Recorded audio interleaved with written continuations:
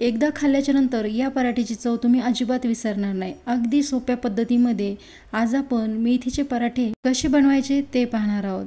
हे पराठे तुम्ही 4 ते 5 दिवस आरामात खाऊ शकतात। एवढे मऊ लुसलुशीत आणि एवढे सॉफ्ट तयार होतात। प्रवासात नेण्यासाठी किंवा सकाळच्या नाश्त्यासाठी ही परफेक्ट रेसिपी आहे। नमस्कार, स्वागत आहे तुमचं वैशालीज किचनमध्ये। व्हिडिओ आवडल्यास व्हिडिओला लाईक आणि चॅनलला सबस्क्राईब करा। चला तर मग हे पराठे कसे बनवायचे ते पाहू।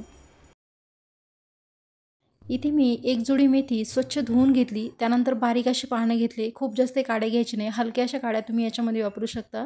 भाजी स्वच्छ धुतल्याच्या नंतर चिरून घेतली। भाजी चिरल्याच्या नंतर धुवून घ्यायची नाही, त्याच्यातले पोषक तत्व निघून जातात। किंवा मग भाजी धुतल्याच्या नंतर चांगली कोरडी करून घ्यायची, त्यानंतर बारीक चिरून घ्यायची। साधारण कपाच्या हिशोबाने 2 कप मेथी असेल।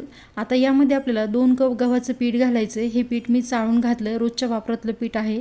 पीठ कपामध्ये दाबून वगैरे भरलेलं नाही, हलक्या हाताने पीठ भरलेलं आहे। आता यामध्ये हलकंसं भरलेलं 1 कप ज्वारीचं पीठ घालूया। ज्वारीचं पीठ पण इथे चाळून वापरलेलं आहे। ज्वारीच्या पिठामुळे हे पराठे छान रवाळ तयार होतात। पराठे छान खमंग तयार होण्यासाठी यामध्ये घालायचे अर्धा कप बेसन पीठ। बेसन पीठ इथे मी घरचं वापरलेलं आहे, विकतचं किंवा घरचं कोणतेही वापरू शकता।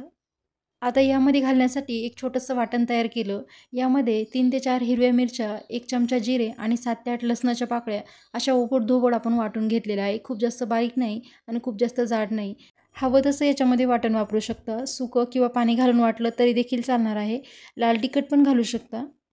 आता यामध्ये घालायचं आहे चवीपुरतं मीठ। तुम्ही तुमच्या अंदाजानुसार याच्यामध्ये मीठ घालू शकता। सोबत याच्यामध्ये आपल्याला 2 चमचे पांढरे तीळ घालायचे। तीळ आवडत असतील तर घाला, नाही घातले तरी देखील चालणार आहे। हे पूर्णतः ऑप्शनल आहे। सर्विंग बाउल थोडंसं छोटं झालं। आता याला थोडंसं अगोदर मिक्स करून घेते, त्यानंतर पुढचे साहित्य घालणार आहोत। तर हलक्या हाताने अगोदर याला मिक्स करून घेते। याला मस्त मिक्स करून घेतलं। पाव टीस्पून हळद घालायची। मेथीचे पराठे खायला खूप छान लागतात, हे सर्वांनाच माहिती आहे। पण ते छान सॉफ्ट राहण्यासाठी इथे मी अर्धा कप दही घातलेलं आहे। दही आपल्याला इथे फ्रेश वापरायचे, जुनं किंवा खूप दिवसाचं दही इथे वापरायचं नाही। जास्त आंबट किंवा खूप दिवसाचं दही असेल तर याला वेगळा असा फ्लेवर येईल। आता यामध्ये घातलेलं सर्व साहित्य आपल्याला हाताने अगोदर चांगलं मिक्स करायचे, याच्यामध्ये पाण्याचा वापर करायचा नाही। इथे तुम्ही पाहू शकता नुसतं दह्यामध्ये हे सर्व साहित्य चांगलं मिक्स करून घेतलं। तर याच्यामध्ये आपल्याला पाणी घालायचं आहे। तर पाणी याच्यामध्ये मी आपलं जे वाटण तयार केलेलं होतं ते मिक्सरच्या भांड्याला थोडंसं लागलेलं होतं, तेच मी हिसळून याच्यामध्ये वापरत आहे। तर थोडं थोडं करून पाणी घालायचे। खूप जास्त कणिक आपल्याला घट्ट किंवा खूप पातळही मळायची नाही, म्हणजे आपल्याला याला लाटता आलं पाहिजे अशा पद्धतीने आपल्याला हे पीठ मळून घ्यायचं आहे। तर थोडं थोडं पाणी घालायचे, एकदम यामध्ये पाणी घालायचं नाही, थोडं थोडं करून पाणी वापरायचे। आता हे पराठ्याची कणिक मी चांगली मळून घेतली। इथे तुम्ही पाहू शकता मी गोळा तोडल्याच्या नंतर पटकन असा गोळा तुटतो आणि हाताला जास्त चिकट लागत नाही। अशा पद्धतीची कणिक आपल्याला मळून घ्यायची आणि ही कणिक आपल्याला खूप वेळासाठी भिजत ठेवायची, कारण यामध्ये भरपूर प्रमाणात मीठ घातल्यामुळे या पिठाला पाणी सुटू शकतं आणि पराठ्याचं पीठ हे खूप चिकट तयार होईल। 1-2-3 मिनिटासाठी साईडला ठेवते, लगेच आपल्याला याचे पराठे बनवायला घ्यायचे। चपातीच्या कणकीपेक्षा थोडीशी कमी कणिक घेतली। इथे मला लहान लहान पराठे बनवायचे आहे। जर मोठ्या साईजमध्ये म्हणजे पातळ पण मोठ्या साईजमध्ये बनवायचे असेल तर थोडंसं पीठ तुम्ही शिल्लक घेऊ शकता। तुमच्या आवडीप्रमाणे हे पराठे तुम्ही बनवू शकता। फक्त आपल्याला इथे पातळ पराठे बनवायचे। जेवढे पातळ पराठे बनवले तेवढे खायला पण छान लागतात। आता आपण पातळ पराठे लाटून घेऊया। आपल्याला इथे कणिक पण लागणार आहे। आता इथे सुकी कणकीमध्ये हा उंडा बुडवून घ्यायचा आणि वाटीसारखा आकार द्यायचा, किंवा तुम्हाला तसं जमत असेल लाटायचं तसंही तुम्ही लाटू शकता। याच्यामध्ये फक्त आपल्याला जास्तीचं पीठ लावायचं नाही, फक्त 1 ते 2 वेळेस तुम्ही इथे पीठ वापरू शकता। खूप जास्त पीठ लागलं तरी यामध्ये आपण जे मसाले घातलेले आहे त्याची टेस्ट कमी लागेल आणि या पिठाची जास्त टेस्ट लागेल। किंवा मग तुम्ही ज्यावेळेस पराठा भाजताल त्यावेळेस हे पीठ लवकर करपल आणि आतमधला पराठा हा कच्चा राहील। त्यामुळे कमीत कमी पिठामध्ये हा पराठा पातळ लाटून घ्यायचा। इथे तुम्ही पाहू शकता मस्त पातळ आणि एकसारखा पराठा लाटून घेतलेला आहे।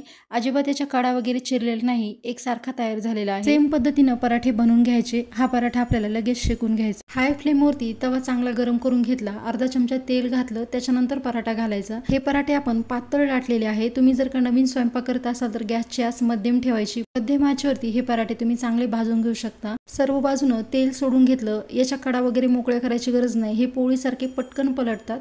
तर 2 मिनिटं मी एका साईडनं भाजू दिले, त्याच्यानंतर पलटी करून घेतले। आता दुसऱ्या साईडने आपल्याला 1-2 मिनिटं भाजून घ्यायचे। साधारण एक पराठा भाजण्यासाठी 3 ते 4 मिनिटाचा वेळ लागेल। तर वरच्या साईडने छान मस्त तेल सोडून घ्यायचं। पुन्हा आपल्याला एखाद मिनिट असं खालीवर करत हे पराठा चांगला शेकून घ्यायचा। तुम्ही इथे पाहू शकता मस्त असा एकसारखा पराठा भाजलेला आहे। हे पराठे खाण्यासाठी तुम्हाला काय अशी वेगळी चटणी वगैरे करायची गरज नाही। अगदी लोणच्या सोबत पण तुम्ही हे पराठे खाऊ शकता। अगदी नवीन शिकणार असेल किंवा तुम्ही बॅचलर असाल तर सोप्या पद्धतीमध्ये हे पराठे बनले जातात आणि खूप पौष्टिक आहे। बेसिक साहित्यामध्ये आणि कमी खर्चात तयार होतात। मस्त आपला मेथीचा पराठा भाजून झालेला आहे। दुसरा एक मी पराठा इथे भाजून दाखवते। प्रॅक्टिस असेल तर हाय फ्लेमवरती हे पराठे आपल्याला भाजून घ्यायचे। जर प्रॅक्टिस नसेल तर मीडियम फ्लेमवरती हे पराठे तुम्ही भाजू शकता। तव्यावरती भरपूर तेल असल्यामुळे इथे मी आता तेल सोडलं नाही आणि पराठा छान पलटून घेतला। मस्त रंग आलेला आहे आणि पातळ असे पराठे आपले झालेले आहे।